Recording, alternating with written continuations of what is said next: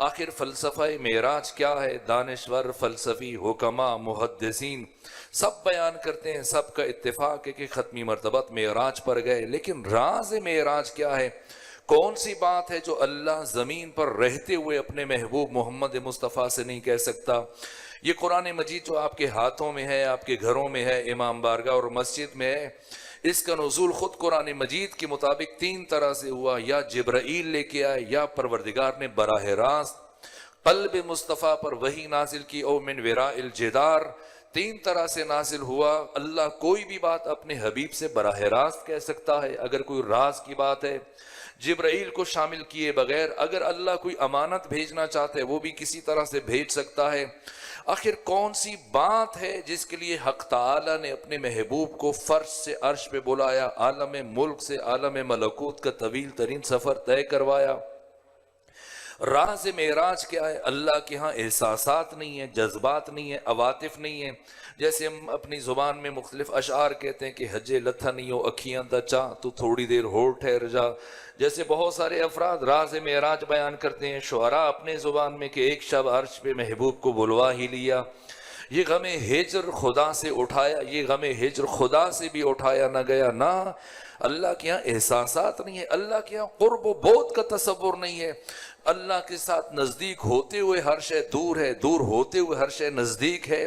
قرب اور بعد کا، دوری اور نزدیکی کا وہ تصور نہیں ہے۔ پھر کیوں بلایا اپنے محبوب محمد مصطفیٰ صلی اللہ علیہ وآلہ وسلم کو اس انتہائی بلندی پر کہ جس کے بعد پھر کوئی بلندی لائق تصور نہیں؟ تو خود سیدہ زہرا سلام اللہ علیہا، حجاب التوحید، لیلۃ القدر، حقیقت کوثر، ذات سیدہ نے راز معراج سے پردہ اٹھاتے ہوئے خود فرمایا کہ حکمت معراج کیا ہے۔ اس حدیث کو خمینی بت شکن نے، آیت اللہ وحید خراسانی نے، شیخ جواد تبریزی نے، آیت اللہ تقی مصباح یزدی نے، آیت اللہ بہبہانی نے، شہید باقر الصدر نے، اسی طرح سے علامہ مجلسی نے البحار میں، شیخ عباس قمی نے سفینۃ البحار میں، اور دیگر محققین، علماء اور دانشوروں نے اس حدیث کو بیان کیا جو سیدہ ارشاد فرما رہی ہیں، معراج کے راز سے پردہ اٹھاتے ہوئے فرماتی ہیں، ان اللہ تعالی خلق نوری،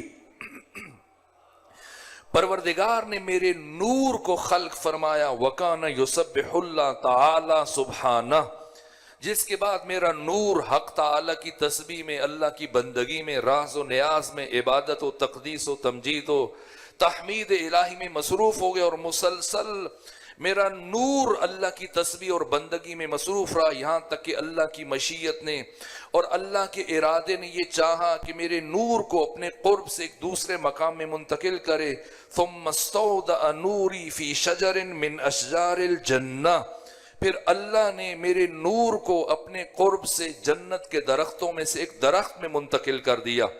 پہلے میرے نور کو خلق کیا، پھر میرا نور اللہ کی تسبیح کرتا رہا، اور پھر اس کے بعد اللہ نے میرے نور کو اپنے قرب سے جنت کے درختوں میں سے ایک درخت میں منتقل کیا، جس کا نتیجہ یہ ہوا، سیدہ فرماتی ہیں فَأَضَاءَتْ، تو وہ درخت روشن ہو گیا، نورانی ہو گیا، چمکنے لگا۔ وَإِذَا دَخَلَ أَبِي مُحَمَّدْ لَيْلَةَ الْمِعْرَاجِ فِي الْجَنَّةِ، اور جب شب معراج میرے پدر بزرگوار امام الانبیاء سید الرسل محمد مصطفیٰ صلی اللہ علیہ وآلہ وسلم جنت میں داخل ہوئے، الہمہ اللہ الیہ الہامن، تو اللہ نے میرے بابا کے دل پر یہ الہام کیا، یا ایھا الرسول کل من تلک الشجرہ، اے رسول اس درخت سے کھا لیجئے، فاکل ابی، تو میرے بابا نے وہ سیب تناول کر لیا۔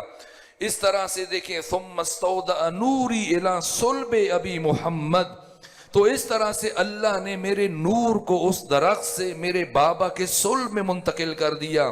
یہ اعزاز صرف لیلۃ القدر کا ہے، یہ اعزاز صرف سیدہ زہرا کا ہے۔ اللہ نے یہ اعزاز نہ نبی کو عطا کیا، نہ علی کو عطا کیا، نہ کسی انسان کو، کسی دوسرے نبی کو عطا کیا ہے۔ نور مصطفیٰ اس کائنات میں کیسے ظاہر ہوا؟ انبیاء کے اسلاف سے ہوتا ہوا آخری مرحلے میں بالآخر جناب عبداللہ بن عبد المطلب کے صلب تک پہنچا، اور وہاں سے یہ نور دنیا میں آیا۔ نور علی ابن ابی طالب نور مصطفیٰ کے ساتھ ہم سفر رہا، یہاں تک کہ ابو ابو طالب عمران کے صلب تک پہنچا اور وہاں سے یہ نور دنیا میں ظاہر ہوا. لیکن نور فاطمہ زہرا، کیا اللہ نے فاطمہ زہرا کے نور کو کسی نبی کے صلب سے گزارا؟ نہ. اللہ کی غیرت نے یہ گوارا نہ فرمایا کہ نور فاطمہ زہرا کو کسی نبی کے صلب سے گزارے. براہ راست اپنے قرب سے جنت کے درختوں میں سے ایک درخت میں منتقل کیا. پروردگار اگر تو نے نور فاطمہ زہرا کو اس درخت میں منتقل کیا، سیب بہشتی میں منتقل کیا، تو پیغمبر کو کیوں بلایا؟ بالآخر جنت کی نعمتیں زمین پر جبرائیل لے کے جاتے ہیں، جنت سے کھانا اس گھر کے لیے جبرائیل لے کے جاتے ہیں، جنت سے کپڑے جبرائیل لے کے جاتے ہیں، احد میں علی کی تلوار ٹوٹ جاتی ہے جبرائیل لے کے جاتے ہیں. پروردگار جس سیب بہشتی میں نور سیدہ کو منتقل کیا ہے، اس سیب کو بھی جبرائیل کے ذریعے سے بھیج دیں، لیکن اللہ کی غیرت نے یہ گوارا نہ کیا کہ جس سیب بہشتی میں نور فاطمہ زہرا کو منتقل کیا ہے اسی کسی معصوم فرشتے کا ہاتھ لگ جائے. نہ خود پیغمبر کو بلایا. فَأَكَلَ أَبِي، میرے بابا نے وہ سیب تناول کیا. تو اس طرح سے اس درخت سے براہ راست میرے بابا کے صلب میں اللہ نے میرے نور کو منتقل کیا. ثم استودع نوری الی صلب ابی محمد، اور وہاں سے یہ نور منتقل ہوا الی خدیجہ ابن خویلد فوضعتنی، اور میں دنیا میں آ گئی. لیکن میری حقیقت کیا ہے؟ انا من ذالک النور، میں وہی نور ہوں. عالم بما کانا وما یکون الی یوم القیامہ، جو سب جانتا ہے، جو ہوتا رہا ہے، جو ہو رہا ہے، جو قیامت تک واقع ہوگا. نور فاطمہ زہرا سب سے باخبر ہے. اسی لیے تو علامہ مجلسی نے یہ روایت بیان کی کہ ایک دن علی ابن ابی طالب علیہ آلاف و تحیت و ثنا بیت الشرف میں داخل ہوئے، سیدہ کو سلام کیا. سلام کے بعد فرمایا فاطمہ آئے میرے پاس آ کر بیٹھیں، میرا جی چاہتا ہے آپ کو اس کائنات کے اسرار، رموز، علوم، معارف تعلیم دوں. جناب سیدہ اپنے مقام سے اٹھی، مولا متقیان کے قریب آ کر بیٹھی اور دست ادب جوڑ دی. کہا اے امیر المومنین، آپ ولی خدا ہیں، میرے امام ہیں، میرے شوہر ہیں، مفترض و طاعہ ہیں. آپ کی اطاعت کو اور بندگی کو حق تعالی نے میرے اوپر واجب قرار دیا. اگر آپ مجھے سنائیں گے تو فاطمہ سن لے گی، لیکن اے علی اگر آپ مجھے اجازت دیں تو جو آپ فاطمہ کو سنانا چاہتے ہیں فاطمہ آپ کو سنا دیتی ہے.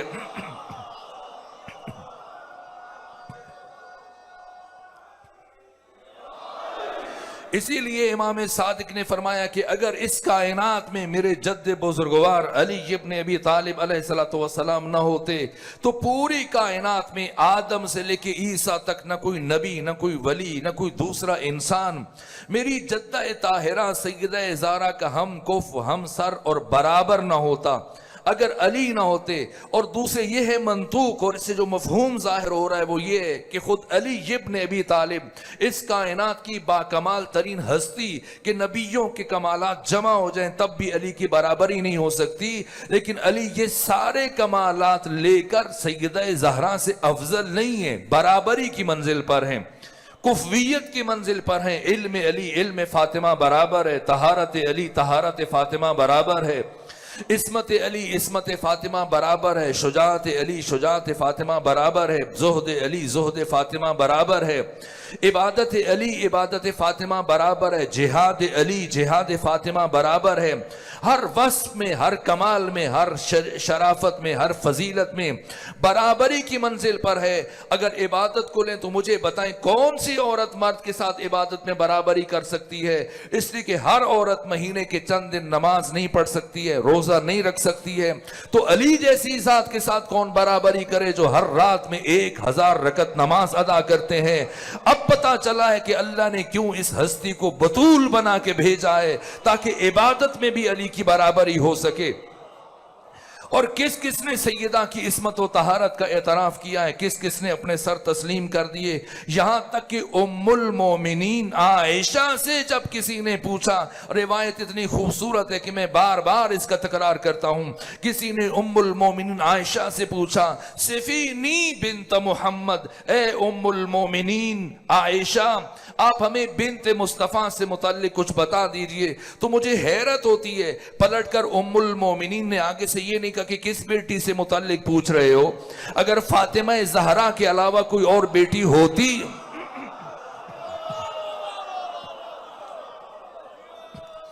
اگر سیدہ زہرا کے علاوہ پیغمبر کی کوئی اور دختر ہوتی تو ام المومنین کو پوچھنا پڑتا، نہ جیسی پوچھا گیا سمندر کو کوزے میں سمو دیا، کہ ما اقول فی حقہا، میں سیدہ زہرا سے متعلق کیا عرض کروں، صلت الظہر، جس بی بی نے ظہر کی نماز پڑھی، ثم ولدت الحسن، پھر حسن مجتبی کی ولادت ہوئی، اور کچھ لمحوں کے بعد ثم صلت العصر، یہی بی بی کھڑے ہو کر عصر کی نماز پڑھ رہی تھی۔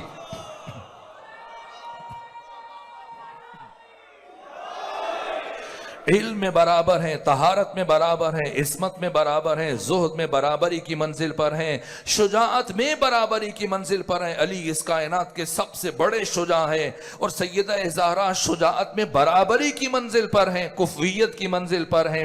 علی کی ساری جنگیں ایک طرف 83 جنگیں جو اپنی زندگی میں لڑی، اور سیدہ زہرا نے جو ایک جنگ لڑی ہے وہ ان علی کی ساری جنگوں کے برابر ہو گئی ہیں۔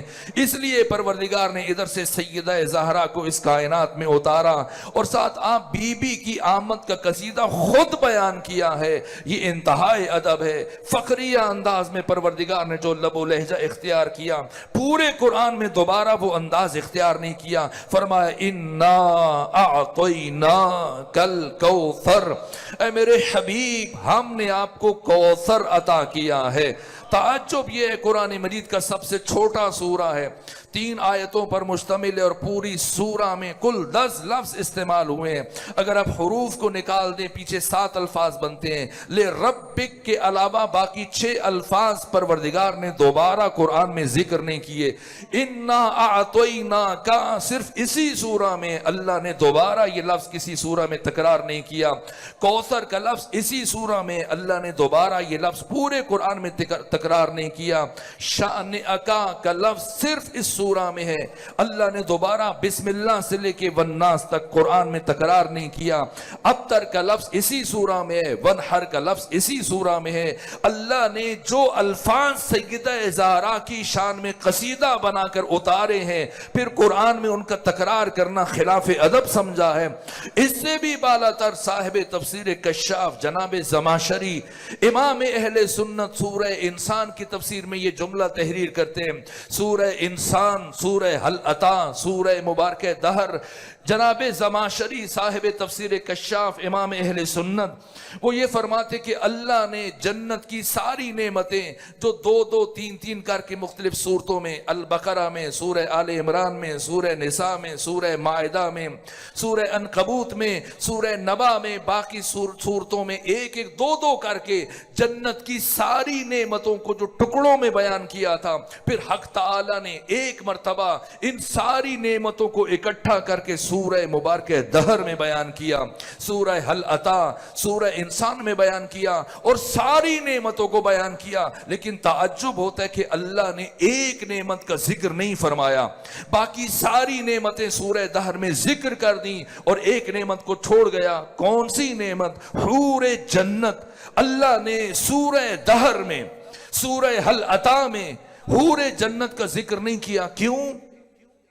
اس لیے امام اہل سنت زمخشری کہتے ہیں، اس لیے کہ اللہ نے اس سورے کو سیدہ زہرا کی شان میں قصیدہ بنا کر اتارا، تو اب بی بی کی موجودگی میں کسی اور حور کا ذکر کرنا پروردگار نے خلاف ادب سمجھا ہے۔ یہ ادب فاطمہ ہے، ورنہ وہ سیب بہشتی کہ جس سیب میں اللہ نے نور سیدہ کو منتقل کیا، جبرائیل کے ذریعے بھیج دیں، لیکن غیرت خدا نے گوارا نہ کیا کہ سیب بہشتی کو کسی معصوم فرشتے کا ہاتھ لگ جائے، بلکہ جس شے کو اللہ نے سیدہ کے ساتھ منسوب کیا ہے۔ آپ دنیا میں ہیں، دنیا میں کوئی بھی انسان اکیلے نہیں ہے، دائماً چاہے سوچے ہے میں تنہا ہوں، اکیلا ہوں، گناہ اسی لیے کرتا ہے سمجھتا ہے میں اکیلا ہوں۔ کوئی بھی انسان اکیلا نہیں ہے۔ قرآن فرما رہے دائماً کراماً کاتبین اس کے ساتھ ہیں، اور غالب کو یہ دکھ رہا کہ پکڑے جاتے ہیں فرشتوں کے لکھے پہ نا حق۔ آدمی کوئی ہمارا دم تحریر بھی تھا، کاش کوئی انسان ہوتا جو سوتا بھی ہے، انسان کی کمزوریوں کو سمجھتا بھی ہے، کچھ نرمی دکھا دیتا۔ یہ تو کمپیوٹر کی طرح سے جو کچھ دیکھتے ہیں دھڑا دھڑ لکھتے چلے جاتے ہیں، اور جب دنیا میں انسان مرے گا، چاہے ہم قبر میں اتارنے کے بعد قبرستان کے باہر لکھتے ہیں آخری آرام گاہ، لیکن نہ، انسان اکیلا نہیں ہے، چین سے سو رہا था मैं, किसने मुझे उठा दिया, यहाँ भी सताने आ गए, किसने पता बता दिया, पता बताने वाले ने बताया है। यहाँ सारी दुनिया किरामन कातिबीन साथ हैं। जैसे इंसान मरता है मुनकिर और नकीर आ जाते हैं। इंसान कब्र में भी अकेला नहीं है, और जब कब्र से उठाया जाएगा तो कौन उठाएगा? खुद नहीं उठेगा इंसान। कुरान फरमा रहे फरिश्ते उठाएंगे। फिर आगे पुले सिरात पे कौन खड़ा है, जिनसे मुतल्लिक कुरान फरमा रहा है वक़िफ़ूहुम इन्नहुम मसऊलून, ए फरिश्तों इन्हें रोको और इनको रोक कर अली इब्न अबी तालिब की विलायत के बारे में इनसे सवाल करो। ये सवाल करने वाले कौन हैं? ये सारे के सारे फरिश्ते हैं, माशर में फरिश्ते हैं। जन्नत और जहन्नुम के दरवाजों पर कौन खड़ा है? सब के सब फरिश्ते हैं। जन्नत के इंतजामात चलाने वाले सब फरिश्ते, इनके रईस जिनका नाम रिजवान है कुरान ने बयान किया फरिश्ते, जहन्नुम को चलाने वाले सब फरिश्ते, जहन्नुम के फरिश्तों के रईस और सरदार जनाब मालिक, ये कुरान ने इनका नाम जिक्र किया। सब के सब फरिश्ते हैं। दुनिया में, कब्र में, बरज़ख में, पुले सिरात में, महशर में, जन्नत और जहन्नुम के दरवाजों पर, बाकी सारे मकामात पर आपको फरिश्ते नजर आएंगे, सिवाय एक मकाम पे जहां कोई फरिश्ता आपको नजर नहीं आएगा।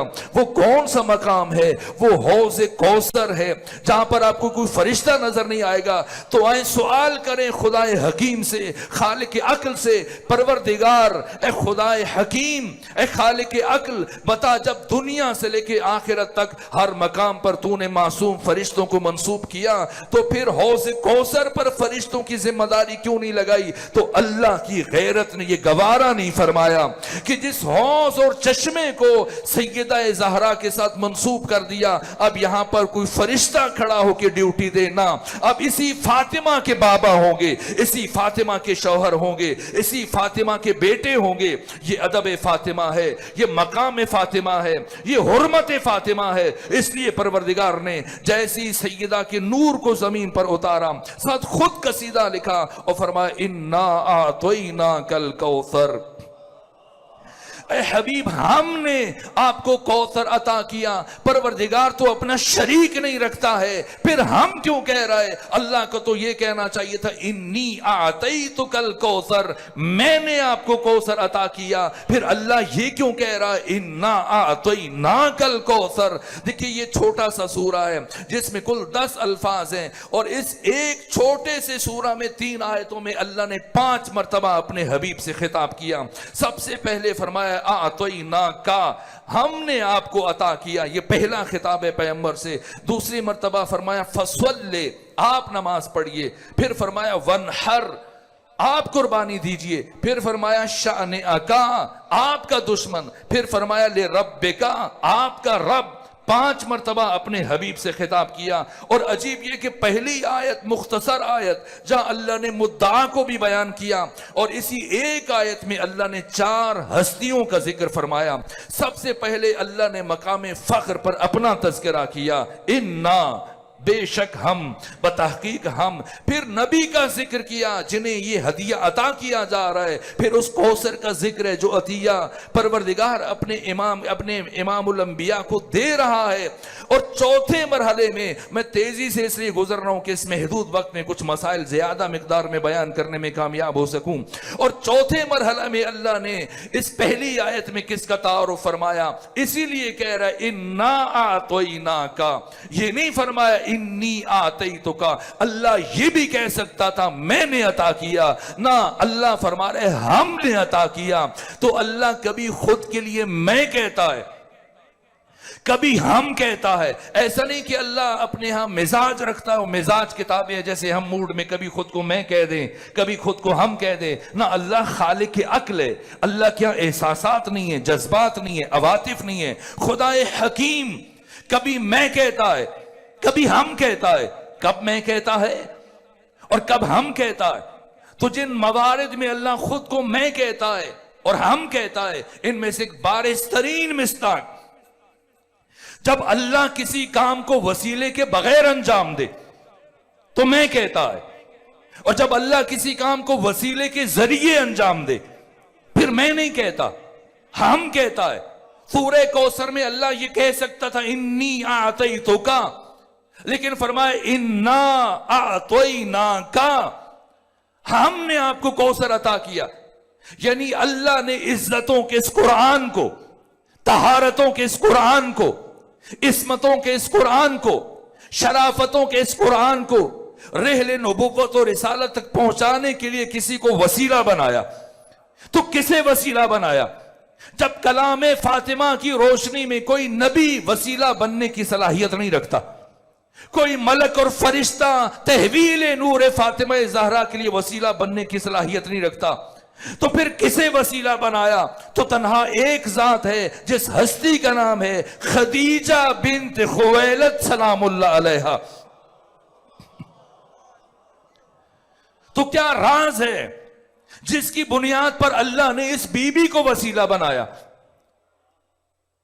کیا شرف اور فضیلت ہے اس بی بی میں جس کے لیے اللہ نے انتقال نور فاطمہ کے لیے اور تحویل نور فاطمہ زہرا کے لیے اس بی بی کو وسیلہ قرار دیا؟ تو بی بی کا علم، بی بی کی معرفت، جناب خدیجہ کا زہد، آپ کا ایثار، آپ کی قربانی، آپ کی فداکاری، آپ کی وفا شعاری، آپ کی رسول اسلام کی اطاعت اور فرمانبرداری، آپ کی مجاہدت اور شیب ابی طالب میں آپ کی شہادت اور ساری زندگی دین پر اور پیغمبر اسلام پر قربان کر دینا، وہ ساری زحمتیں اور سعی و کوشش و جہاد ایک طرف، لیکن جس راز کی بنیاد پر اللہ نے جناب خدیجہ کو اس نور کے انتقال کے لیے وسیلہ بنایا، وہ اسی نام سے آیا ہے، خدیج یا خدیجہ۔ لغت میں، فقہ اللغہ میں خدیج اور خدیجہ کا مطلب وہ جنین اور بچہ ہے جس نے اپنی ماں کے شکم میں 4 مہینے اور 10 دن مکمل کیے ہوں، اور اس سے پہلے کے وقت آگے بڑھے اس کی دنیا میں ولادت ہو جائے۔ اگر بچہ ہے تو خدیج، اور بچی ہے تو خدیجہ۔ جناب خدیجہ کا نام خدیجہ رکھا گیا اسی لیے کہ اس عرصے کے بعد آپ کی ولادت ہو گئی اور آپ دنیا میں آ گئی۔ تو راز کیا ہے؟ راز یہ ہے کہ 4 مہینے 10 دن گزرنے کے بعد جنین کی خوراک بطن مادر میں، شکم مادر میں بدل جاتی ہے، اور اب وہ شے خوراک بننا شروع ہو جاتی ہے، جس کی وجہ سے ایک خاتون مہینے کے بہت سارے دن نماز نہیں پڑھ سکتی، مہینے کے بہت سارے دن روزہ نہیں رکھ سکتی۔ تو اس سے پہلے کہ جناب خدیجہ کی خوراک اپنی ماں کے بطن میں بدلتی، پروردگار نے اس بی بی کو دنیا میں بھیج دیا۔ کیوں؟ اس لیے کہ اس بی بی نے مستقبل میں اس ہستی کے لیے ماں بننا ہے کہ جسے کائنات میں بطول کہا جاتا ہے۔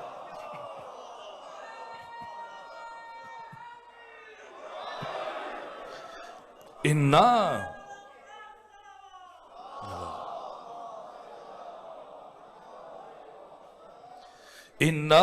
أَعْطَيْنَاكَ الْكَوْثَرَ فَصَلِّ لِرَبِّكَ۔ تو اپنے رب کی نماز پڑھیے۔ یہ کون سی نماز ہے جس کا امر کیا جا رہا ہے کوثر کے نزول پر پیغمبر کو؟ یہ نماز تہجد ہے، یہ نماز شب ہے۔ تو کیا پیغمبر اس سے پہلے نماز شب نہیں پڑھتے تھے؟ پڑھتے تھے۔ تو پھر کیوں حکم دیا جا رہا ہے جب پیغمبر پہلے سے کام کر رہے ہیں؟ تو پیغمبر پہلے نماز تہجد کو مستحب کی نیت سے پڑھتے تھے، لیکن سیدہ کے نور کے نزول کے بعد اللہ نے ختمی مرتبت پر نماز تہجد کو واجب قرار دے دیا۔ اب پڑھیں گے اور واجب کی نیت سے پڑھیں گے، شکر نعمت کے طور پر۔ لیکن نماز نہ، نماز کافی نہیں ہے۔ فَصَلِّ لِرَبِّكَ، نماز پڑھیں اور وَانْحَرْ، قربانی دیجیے۔ اب غروب فاطمہ کی طرف بڑھیں گے۔ طلوع فاطمہ کی طرف اشارہ کیا، اور وقت چونکہ سمٹ رہا ہے اس لیے میں بھی اپنی گفتگو کو آخری مرحلے میں لے جانے کی کوشش کر رہا ہوں۔ فَصَلِّ لِرَبِّكَ وَانْحَرْ، نماز کافی نہیں ہے، اب اونٹ کی قربانی کیجیے، اونٹ نہر کیجیے۔ یاد ہے سورہ نصر قرآن مجید میں، اِذَا جَاءَ نَصْرُ اللَّهِ، اے حبیب جب آپ تک اللہ کی نصرت اور مدد آ پہنچی، اور والفتح، اور آپ کو کامیابی حاصل ہوئی، اور تیسری چیز وَرَأَيْتَ النَّاسَ، اور آپ نے دیکھا لوگوں کو یدخلون، کہ وہ داخل ہو رہے ہیں، فی دین اللہ، اللہ کے دین میں، کفر چھوڑ کر اسلام قبول کر رہے ہیں، کلمہ پڑھ رہے ہیں۔ وَرَأَيْتَ النَّاسَ يَدْخُلُونَ فِي دِينِ اللَّهِ أَفْوَاجًا فوج در فوج ہزاروں کی تعداد میں دھڑا دھڑ دین میں داخل ہو رہے ہیں. اتنی بڑی کامیابی، یہ فتح کہ لوگ جوک در جوک ہزاروں کی تعداد میں گروہ اندر گروہ مسلسل دین میں داخل ہو رہے ہیں. تو آپ کیا کریں؟ کیا کریں؟ فسبح بحمد ربک، تسبیح کریں، حمد کریں، استغفار کریں. اتنی بڑی کامیابی کہ آپ کو فتح حاصل ہوئی، آپ دشمن پر غالب آ گئے، اور اب ہزاروں لوگ جوک در جوک گروہ در گروہ دین میں داخل ہو رہے ہیں. تو کیا کریں؟ تسبیح پڑھ لیں، کافی ہے. تو پھر یہ کوثر کون ہے کہ جس کے آنے پر اللہ نے تسبیح کو کافی نہیں سمجھا، فرمایا نماز پڑھیے. اور صرف نماز پڑھنا کافی نہیں ہے، وانحر، قربانی دیجئے. تو کون ہے؟ فاطمہ، جن کے آنے پہ پروردگار وانحر کا حکم دے رہے، فصلی کا حکم دے رہا ہے.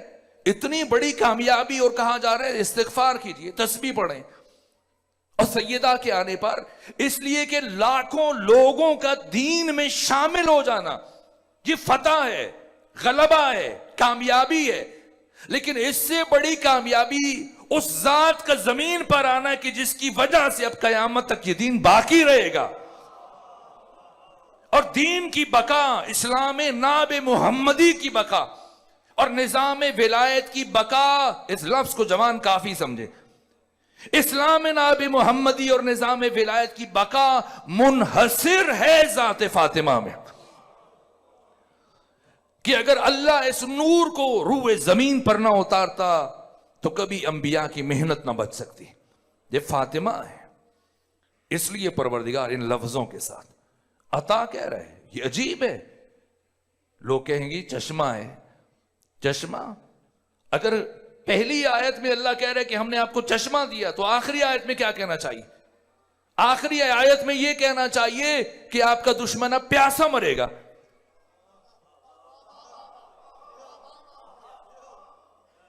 یہ قرآن کی فصاحت و بلاغت کا تقاضا ہے.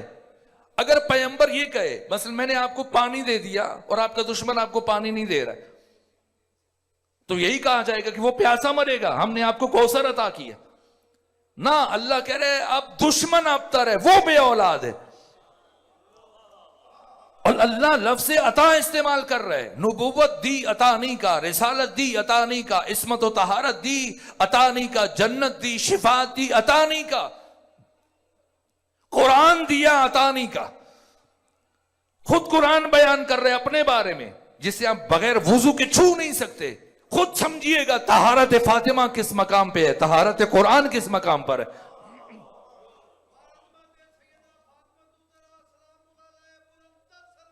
اللہم صلی محمد. کس سے تقابل کرے؟ جب اللہ نے قرآن دیا پیغمبر کو کیا کہا؟ یہ قرآن کی آیت ہے. وَلَقَدْ آتَيْنَاكَ سَبْعًا مِّنَ الْمَثَانِي وَالْقُرْآنَ الْعَظِيمِ. ہم نے آپ کو قرآن عطا کیا؟ نہ، اللہ نے فرمایا ہم نے آپ کو قرآن دیا. ایتا الگ ہے، عطا الگ ہے. ایتا عوض، صلہ، بدلہ، جزا. عطا کسی کو اس کے حق سے زیادہ دینا. اللہ جب قرآن دے رہا ہے تو عطا نہیں کہا، جب کوثر کی بار یہی عطا کہہ رہا ہے. اسی لیے جب قرآن کی آیتیں نازل ہوتی رہیں، 6236 آیتیں نازل ہوئیں. مجھے بتائیں کسی ایک آیت کے نزول کے لیے اللہ نے پیغمبر سے کہا پہلے اٹھے تاکہ آیت دوں؟ کبھی ایسے ہوا؟ نہ. پیغمبر اگر کھڑے ہیں تو کھڑے کھڑے آیت لے لی، اگر سوار ہیں چل رہے ہیں سواری پہ آیات نازل ہوئیں، حالت نماز میں آیات نازل ہوئیں. اگر بیٹھے ہیں جبرائیل آئے، ایسا نہیں کہ اٹھ کے کھڑے ہوئے ہو نا، بیٹھے بیٹھے قرآن وصول کر لیا. اگر پیغمبر لیٹے ہیں قرآن کی آیات نازل ہوئی، لیٹے لیٹے اللہ کی وحی کو سینے میں اتارا، آیات کو قبول کیا. اور یہ بخاری اور مسلم کے الفاظ ہیں جسے سواد اعظم اور جمہور قرآن کے بعد سب سے زیادہ اہمیت دیتے ہیں، کہ جب بھی کلما دخلت علیہ فاطمہ الزہرا، قرآن جس کیفیت میں پیغمبر نازل و قبول کیا. لیکن امام اسماعیل بخاری اور مسلم بن حجاج اور باقی محدثین سب کے سب کہتے ہیں کلما دخلت علیہ فاطمہ الزہرا، جب بھی فاطمہ زہرا آتی تھی، داخل ہوتی تھی، پیغمبر کی نگاہ پڑتی تھی، کیا کرتے تھے؟ فقام الیہا، یہ نہیں کہ اٹھ کے کھڑے ہو جائے، نہ، یہ مطلب نہیں فرمایا، فقام الیہا، کھڑے ہو جاتے اور فاطمہ زہرا کی طرف چل کر جاتے. یہ کمال ادب ہے. یہ نہیں کہ اب انتظار کرے وہ فاطمہ ہے، نہ، انتہائی ادب.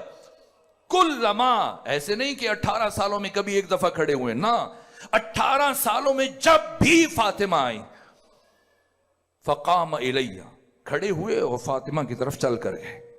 اور پھر تیسرا کام، سیدہ کا ہاتھ اپنے ہاتھ میں لیتے ہیں. اور چوتھا کام، کنز العمال کی 23 نمبر جلد میں علامہ متقی ہندی نے لکھا، اور پیغمبر پھر اس ہاتھ کو استشمام کرتے ہیں، سونگتے ہیں. اور سیدہ نے ایک مرتبہ پوچھا، پہلی دفعہ جب پیغمبر نے استشمام کیا، ہاتھ کو سونگا، کہا بابا کیا استشمام کر رہے ہیں؟ تو فرمایا اے فاطمہ، میں اسی سیب بہشتی کی خوشبو محسوس کر رہا ہوں. اور پانچواں کام، اپنے ہمراہ لے کے آتے، فَأَجْلَسَهَا فِي مَجْلِسِهِ، اپنی مسند پر بٹھا دیتے. کون ہے؟ فاطمہ.